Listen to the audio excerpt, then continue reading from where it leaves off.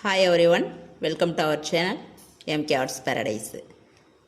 இன்னைக்கு இந்த வீடியோவில் நாம் என்ன ஸ்டிச் பார்க்க போகிறோம் அப்படின்னு பார்த்தீங்கன்னா வீட் ஸ்டிச், அதாவது கோதுமை தையல். இந்த கோதுமை தையல் வந்து நமக்கு கோதுமை மாதிரி ஒரு பெட்டல்ஸ் இருக்கும், கோதுமை மாதிரியானது இருக்கும். அது ரெண்டு சைடும் அந்த கோதுமையோட அந்த சைடில் வரும் இல்லைங்களா, ரே மாதிரி, அந்த மாதிரி இருக்கும். இப்போ பாருங்கள் அது எப்படி போடுறதுன்றதை நான் சொல்கிறேன். இது மேக்ஸிமம் இது வேறு எதுவும் கிடையாது. இந்த வீட் ஸ்டிச் வந்து ஃப்ளை ஸ்டிச்சோட ரிவர்ஸு தான். நம்ம ஃப்ளை ஸ்டிச் எப்படி போடுறோமோ அதை அப்படியே நம்ம ரிவர்ஸில் போட்டு பார்த்தோம்னா, அதாவது இங்கேருந்து நம்ம ஃப்ளை ஸ்டிச் போடுறோம், அதை இங்கேருந்து நம்ம வந்து போட்டால் எப்படி இருக்கும் அப்படின்றது தான் இந்த வீட் ஸ்டிச், வேறு எதுவும் கிடையாது. இப்போ பாருங்கள், நம்ம ஃபஸ்ட்டு எடுத்தோடனே ஒரு செயின் போடுறோம். செயின் போட்டுட்டு அதுக்கப்புறமா நம்ம எப்படி போடுறதுன்றதை நம்ம பார்ப்போம். இப்போது இந்த செயின் போடும்போது கொஞ்சம் இப்படி போட்டுக்கிறோம். போட்டதுக்கப்புறம் இதில் 3 லைன் இருக்குது. ஃபஸ்ட்டு லைனில் வந்து இது வந்து கோதுமை நமக்கு, அதாவது வீட்டு. இந்த வீட்டிலேருந்து 2 இந்த மாதிரி போகும் இல்லைங்களா, ஒரு சின்னதாக, அது எப்படி சொல்கிறது எனக்கு தெரியலை. அந்த கோதுமையிலேருந்து ஒரு இது போகிற மாதிரி வரும், அதுக்கு பேர் எனக்கு தெரியலை. இப்படி எடுத்ததை எங்கே குத்தணும்னா இந்த செயினுக்குள்ளே குத்தணும், அதுதான் மேட்ரு.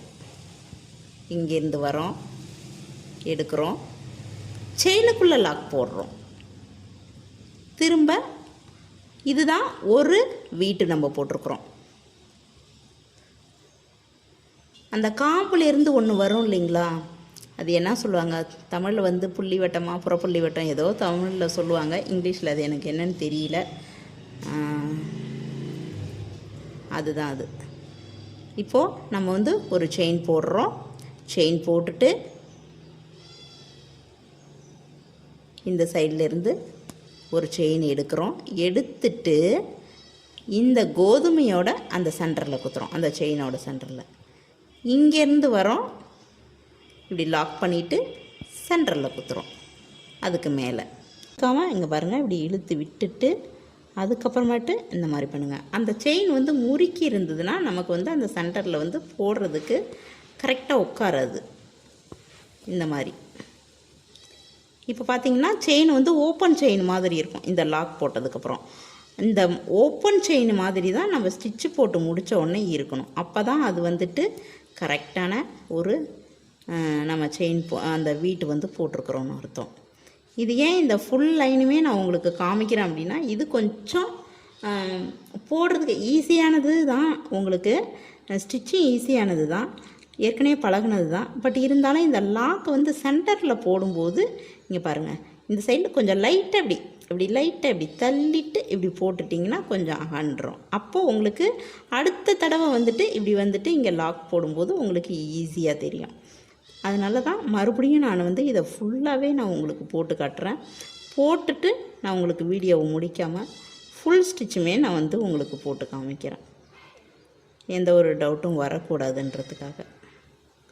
இப்படி இழுத்துட்டு இந்த சென்டரில் லைட்டாக இப்படி விரிச்சிட்டு நம்ம இப்படி ரெண்டு சுழட்டு அப்படி லைட்டாக இப்படி சுழட்டிட்டு நம்ம எடுத்தோம்னா அந்த லாக் இங்கே பாருங்கள். இப்போ நான் வந்து லாக் எடுக்க அப்படியே இழுக்காமல் லைட்டாக இங்கே பாருங்கள் உருட்டிட்டு நான் எடுக்கிறேன்.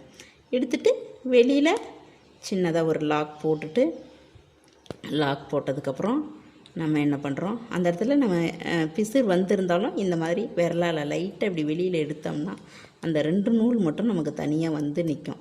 அப்போ வந்து நிற்கும்போது நாம் அதில் லாக் பண்ணும்போது ஈஸியாக போட்டுடலாம். இப்போது நம்ம இதை வந்து லாக் போட்டு முடிச்சுப்போம். ஓகே, இப்போ லாக் போட்டுட்டோம். இப்போ பாருங்கள், உங்களுக்கு கோதுமை தையல் வீட் ஸ்டிச்சு எவ்வளோ அழகாக பர்ஃபெக்டாக வந்திருக்குதுன்னு பாருங்கள்.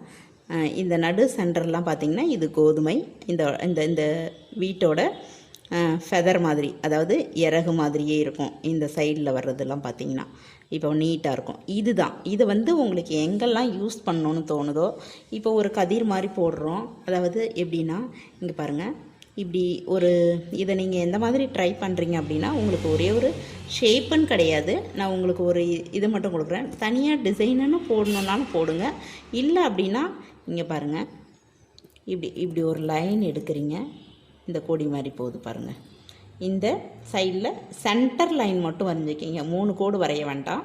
அதாவது இந்த இதில் மட்டும் 3 கோடு வரைஞ்சி ப்ராக்டிஸ் பண்ணி பாருங்கள். இந்த மாதிரி ஒரு கர்வு லைன் வரைஞ்சிக்கிங்க. வரைஞ்சிட்டு இந்த சென்டரில் இங்கேருந்து நீங்கள் கீழே இறங்கணும். இங்கேருந்து, அதாவது நுனியிலேருந்து கீழே இறங்கணும். அப்போ தான் அந்த ஃபெதர் வந்து இந்த 2 சைடும் நல்லா இப்படி வி ஷேப்பில் வந்து தெரியும். அப்போது இந்த இடத்துல இருந்து ஸ்டார்ட் பண்ணும்போது இந்த சென்டரில் அந்த வீட்டு வந்து வரும், சைடில் ஃபெதர் வரும். இப்போது இதே மாதிரி ஒரு 2 லைன்ஸ் வரைஞ்சிக்கிங்க. இந்த ஃபெதர் போக போக இங்கே குட்டியாக வரும், ஏன்னா அடுத்த லைன் வந்து அதில் டிஸ்டர்ப் பண்ணுது. ஸோ இந்த மாதிரி ஒரு 3 லைன் வரைஞ்சிருக்கேன். இப்படி ஒரு லைன், இப்படி ஒரு லைன், இப்படி ஒரு லைன். இந்த லைனில் நீங்கள் என்ன பண்ணுறீங்கன்னா இந்த ஃபெதரை போட்டுட்டு பாருங்கள் எவ்வளோ நீட்டாக அழகாக இருக்குதுன்றது உங்களுக்கே நல்லா தெரியும். இன்னொன்று கூட இப்படி போட்டுக்குங்க. உங்களுக்கு தேவையான 3 லைன்ஸோ 4 லைன்ஸோ ட்ரா பண்ணிவிட்டு கொஞ்சம் கேப் இருக்கணும். ரொம்ப நெருக்கி போட்டாலும் இந்த ஃபெதர் வந்து போட முடியாது. ஸோ இந்த மாதிரி போட்டுட்டு நீங்கள் வந்து அழகாக போடுங்க. Okay, thank you.